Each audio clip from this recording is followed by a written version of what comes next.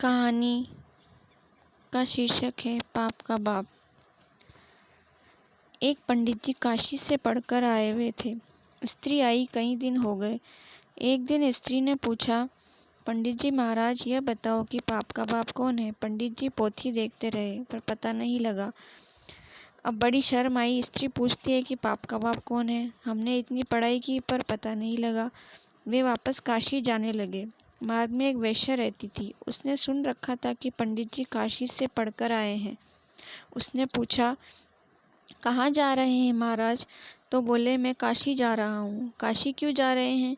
आप तो पढ़कर आए हैं। तो बोले, क्या करूँ, मेरे घर में स्त्री ने प्रश्न पूछा कि पाप का बाप कौन है। मेरे को उत्तर देना नहीं आया। अब पढ़ाई करके देख लूँगा कि पाप का बाप कौन है।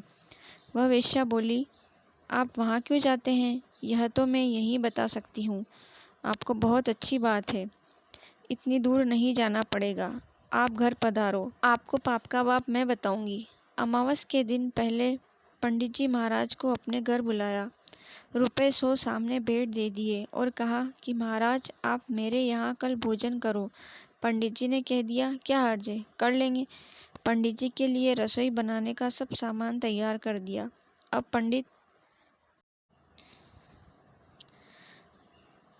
जी महाराज पधार गए और रसोई बनाने लगे तो वह बोली, देखो पक्की रसोई तो आप पाते ही हो, कच्ची रसोई हर एक की हाथ की नहीं पाते।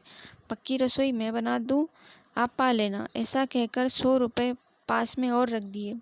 उन्होंने देखा कि पक्की रसोई हम दूसरों की हाथ की लेते ही हैं, कोई हर्ज नहीं, ऐसा स्वीकार कर लिया और अब रसोई बनाकर पंडित जी को परोस दिया। ₹100 और पंडित जी महाराज के आगे रख दिए और नमस्कार करके बोली, महाराज जब मेरे हाथ से बनी रसोई आप पा रहे हैं तो मैं अपने हाथ से ग्रास दे दूं।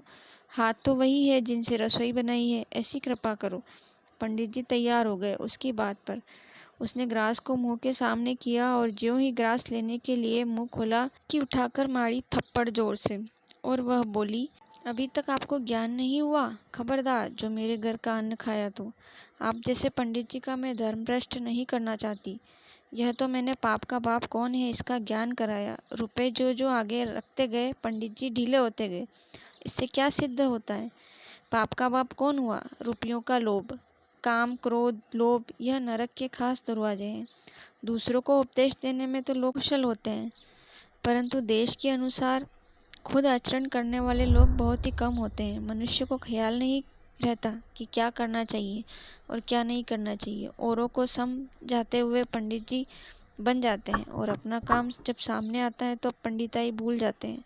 दूसरों को उपदेश देते समय पंडिताई होती है, वही अगर अपने काम पड़े और उस समय आ जाए तो आदमी निहाल हो जाए। जानने की कमी नहीं, काम में लाने की कमी है।